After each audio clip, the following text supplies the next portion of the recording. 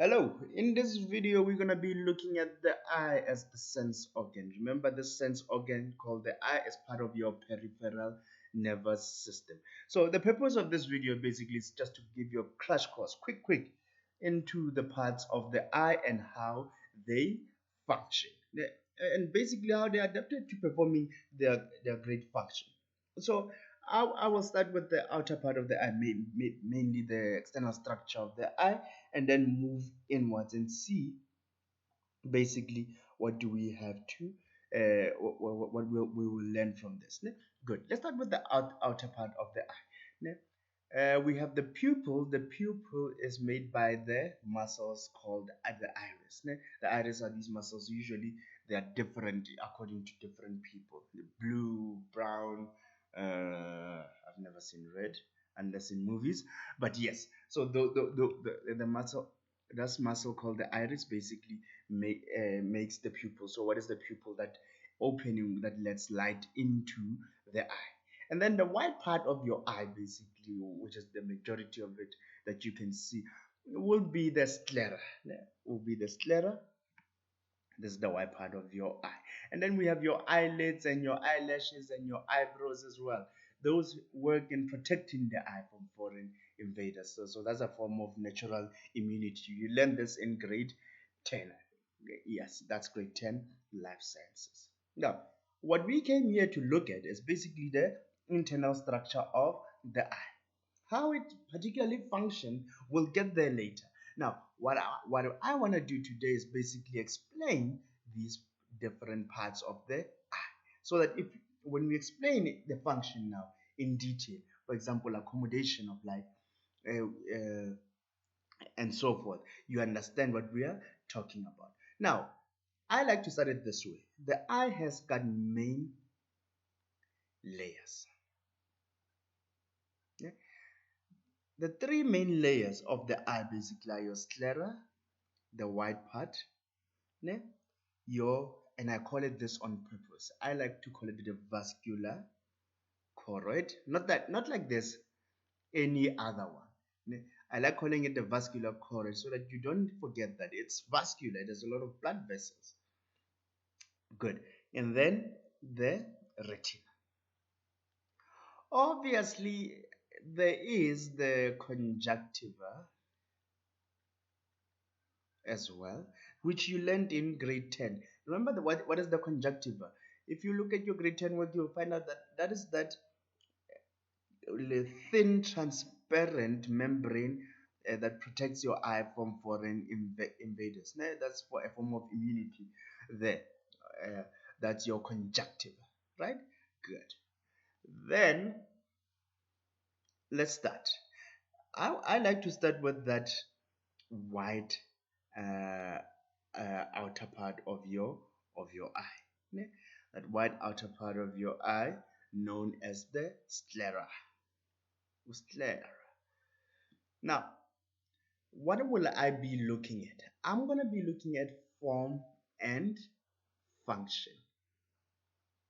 Form and function basically is adaptation. What do I mean? Something is built a certain way. Ne? Oh, that's form. To perform a particular function. So we're going to be looking at how the sclera, the retina, for example, the choroid are adapted to performing their function. I'm going to give you the function and the form, basically. For example, what do I mean by form fits function? You will never see a slender, completely slender. This person, when it rains, raindrops missing. That's how thin they are. Entering a bodybuilding contest or them being a bodybuilder. No, that's not what they're built for. But a bodybuilder is basically muscular for their function because they lift heavy weights. So that's form and function. So let's get to the sclera. What is the function of this? What is the function of the sclera? The function of the sclera is one, to protect the eye. That's the function. Number two, to maintain the shape of the eye. It maintains the shape of the eye.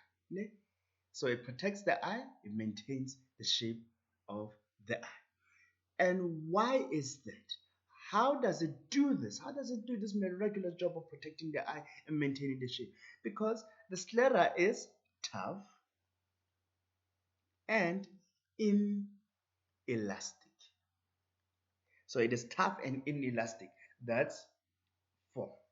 The function of this toughness and inelasticity is basically to protect the eye and maintain the shape of the eye. That is the sclera. And then we quickly move to the front of the eye. We'll get to the other layers. We move to the front of the eye. We notice that there's this other bulging part of the eye. It has a convex shape. It bulges out of the eye. What do we call this part? It is known as the cornea. It is known as the cornea. Now, if you look at the cornea is transparent. Let's start with the form. Form. It is transparent. It is not opaque. Remember, opaque objects cannot let light through, but transparent object can let light through. Already you know why it is transparent. Yeah?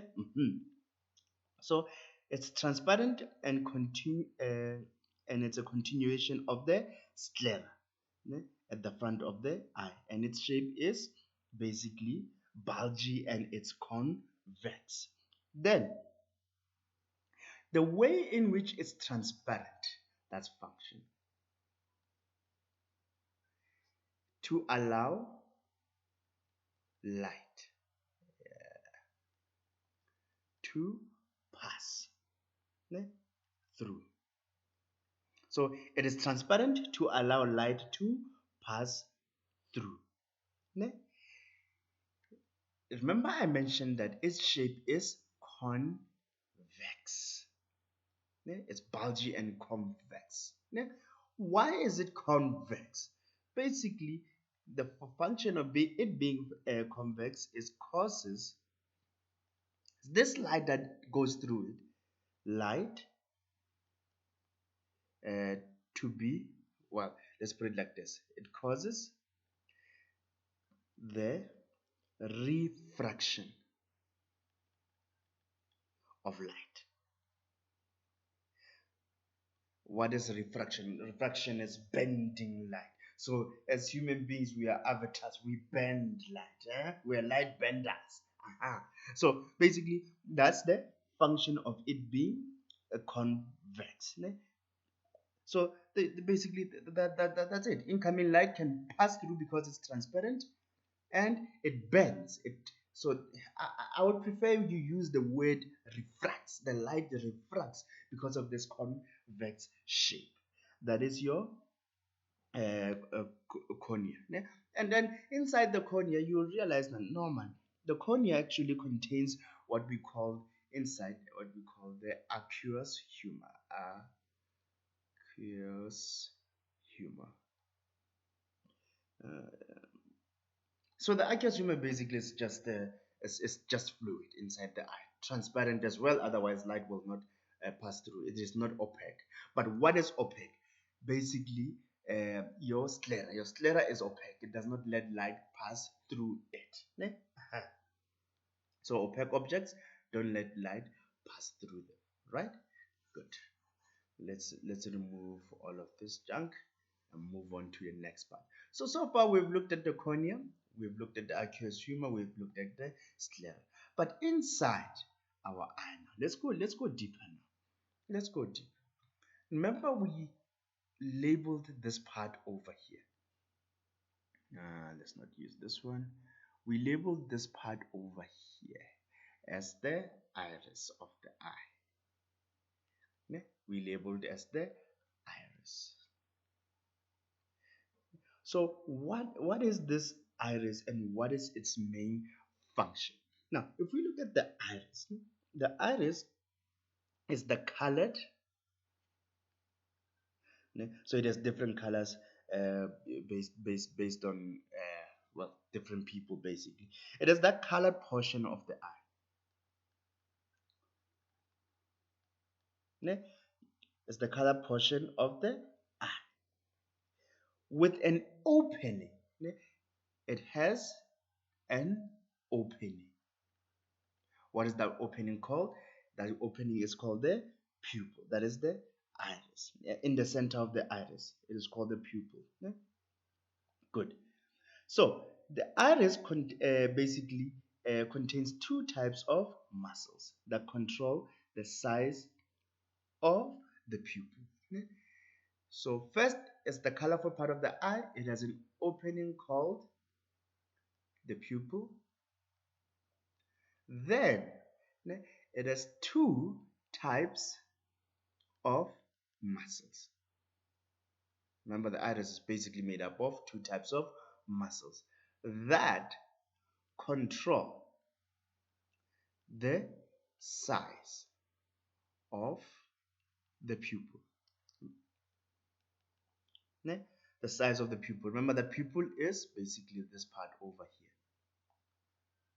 The opening, basically. Now, why does this pupil need to increase or decrease? If you guys are young, but when you wake up next to somebody, or if you tell your friend to close their eyes for about 10 seconds and then open them again, you'll see that what happens, the shape of, or no, the size of the pupil actually changes when they open their eyes. If there's too much light, what happens? Basically, the pupil will become smaller, and to decrease the amount of light coming into the eye. And then when there's less light coming into the eye, it will increase in shape. So that is the main function of the pupil. So the iris basically has these muscles that basically control the shape and size of the eye. Good. That is the iris. The iris and the pupil, we are done. Now, if you look closely now, we're getting into the business part of things right now. Now, if you look at closely at the eye, when we go in the inside, there are these things, man, that look like they are muscles, and then some of them look like they are the cilia, ligaments. Sorry. So let's start. Let's label one, and two. Now, these little thread-like things over here, these are called your suspensory ligament. Man, the suspensory ligaments.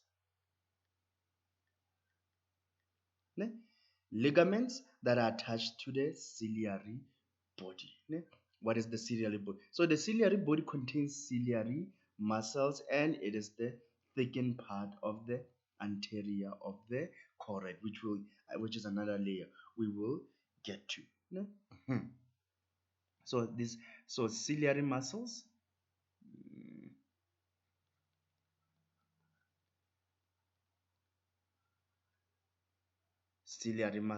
and then they work hand in hand together. Well, muscle to ligament together to control this part of the eye here called the lens of the eye.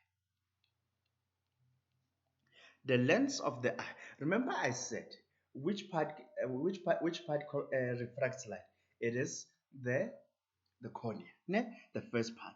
So the cornea, that's where most refraction happens. And then the other refraction, the other bending of light, it happens here on this by this convex shaped lens. So the lens is convex. It is convex shape. That is the lens of the eye. It is also elastic. So the lens is convex, and we say it is biconvex, meaning it's convex on both sides. So it's biconvex and elastic. Ne? It is found behind the pupil of the eye, right after where the eye receives light. That is the pupil. Ne? Mhm. Then it is basically held in place by these suspensory ligaments. Yeah? It is held in place, if you look at it, by suspensory ligaments. And it is transparent. Let's look at it. It is transparent. Why? Because it needs to let light pass through into the back of the eye. We'll talk about that later. Ne? It is also elastic. Why is it elastic? So that it can change shape. Ne? So the lens can become more convex or less convex, right? Basically, to accommodate the bending of light. So it becomes more convex and less convex. Ne? So it changes shape to allow the eye to focus on near and distant objects. So it's elastic because it needs to change shape. It needs to change shape to allow to allow the eye to focus on what? On near or far objects. That is the function of the lens. And it is convex basically to refract light.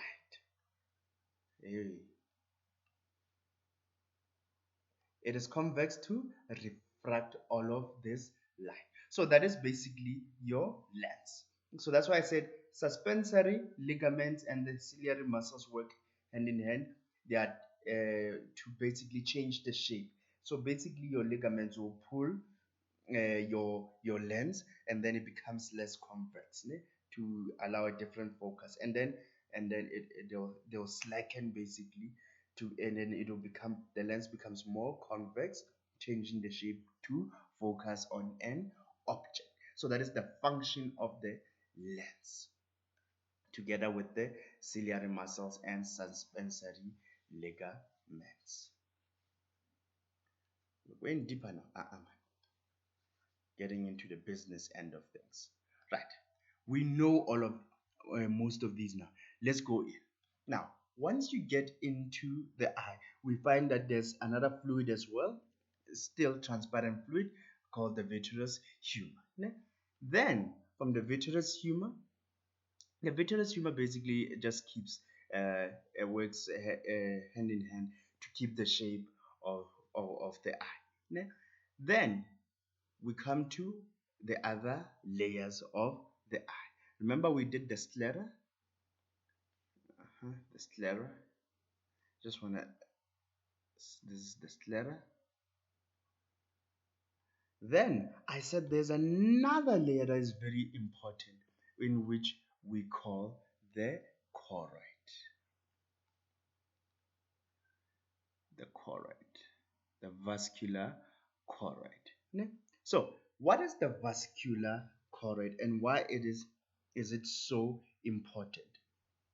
So the vascular choroid is that it's a dark, that's form, colored layer of the eye. It's dark colored layer of the eye which contains blood vessels. So it is vascular. So it is dark colored and it is vascular. There's a lot of blood vessels, your arteries and veins. Mara, this is easy for us to determine right now. So why? So this is the form. Now the function. Why is the choroid vascular and why is it dark and colored? The dark colored pigments, so the pigments absorb. Remember what does the dark color, especially black color, it absorbs all the light. Absorb light. The main function of it having that dark colored layer is to absorb light. Okay? Which light? The light that enters the eye. To prevent what? Why we need to absorb light? To prevent the reflection of light. Okay? To prevent the reflection of light that might distort image in the eye. So we absorb unnecessary light. Basically, these pigments are there to absorb unnecessary light, so that to avoid the reflection of this light that might distort our image in the eye. Now, the blood vessels. The blood vessels are there for a particular reason. Blood vessels supply nutrients and oxygen to the cells of the retina. Ne? So blood vessels supply nutrients, and this makes sense. When you see blood vessels, remember blood vessels are the logistics companies, like the logistics company of the whole body. Now when you see them, you know we are talking about nutrients. That's food, waste, carbon dioxide and oxygen. Nutrients and oxygen. Nutrients and oxygen to the retina, to the cells of the retina. This is this vascular current. So it supplies what? Nutrients to the retina. Now, speaking of the retina, which brings us to the retina. What is the retina? The innermost layer of the eye, the retina. Very, very important. Your retina. Now, what is the function of this retina? What is the form and function of this retina? It is the innermost layer of the eye. That is your retina. It contains light receptors. Your receptor cells, known as cones and rods. So your rods and cones. So they are sensitive. These two types of cells are sensitive to light. And how? The cones, I usually say C for color. The cones are responsible for basically the color. And rods for dim light, basically no color there. So these are responsible for picking up all the colors in your body. So basically the iris controls the amount of, not the iris, man, the retina has your light receptors, your cones that respond to bright light and provide sharp, clear color vision.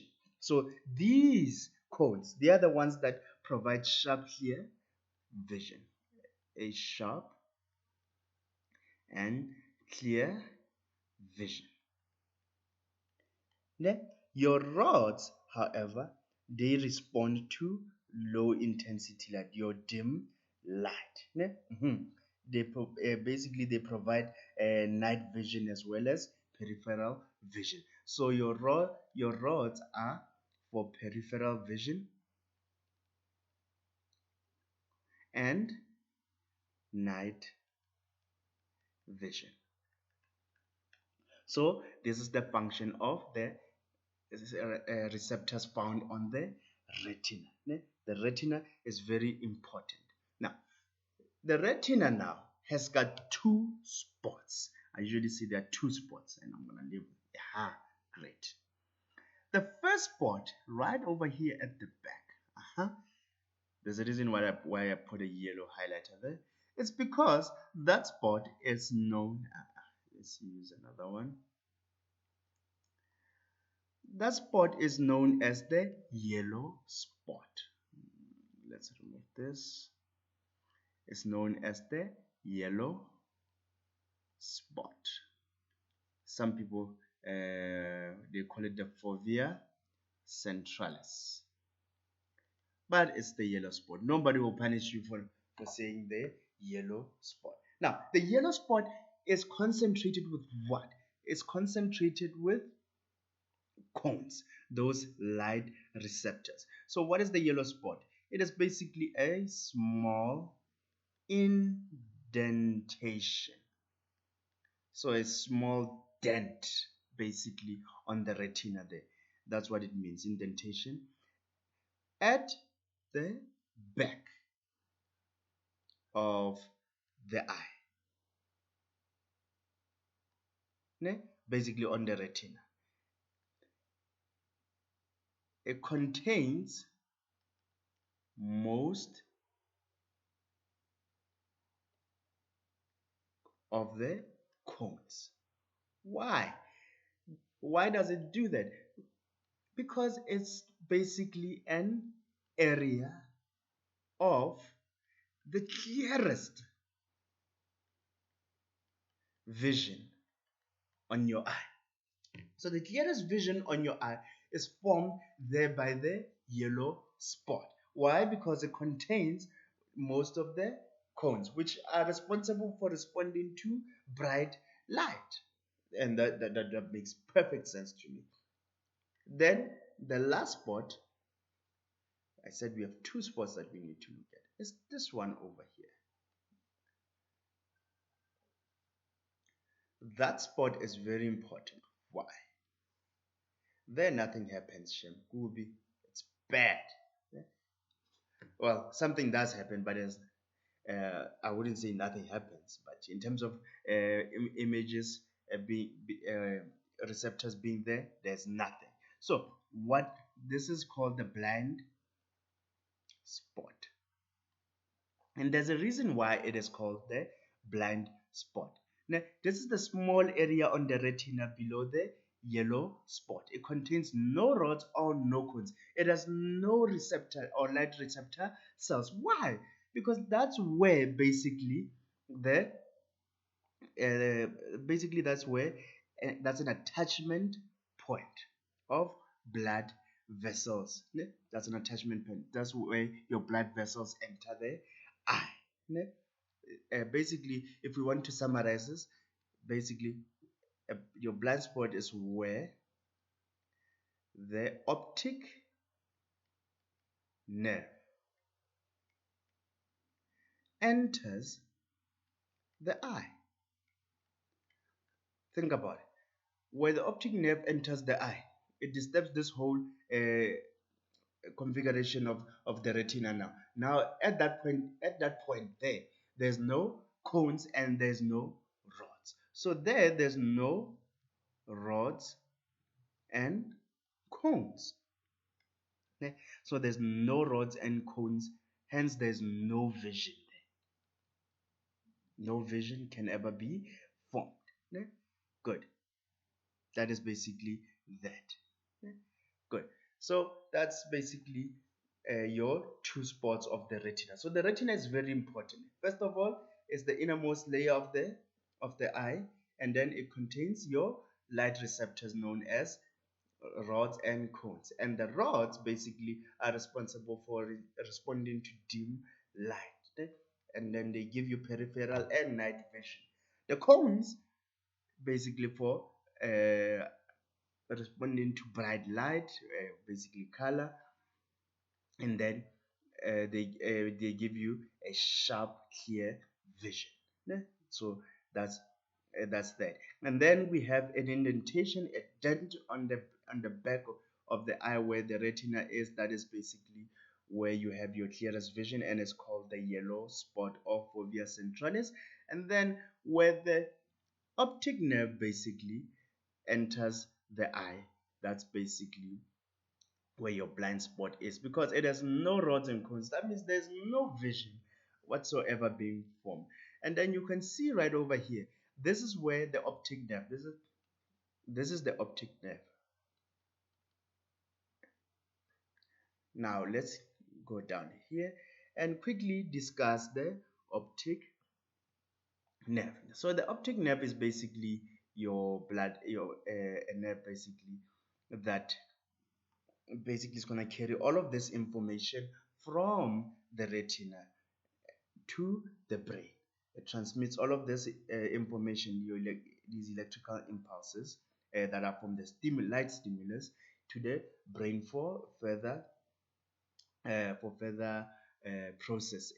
So basically, this is your eye. In the next video, we're going to now look at how the eye basically functions properly by starting with accommodation.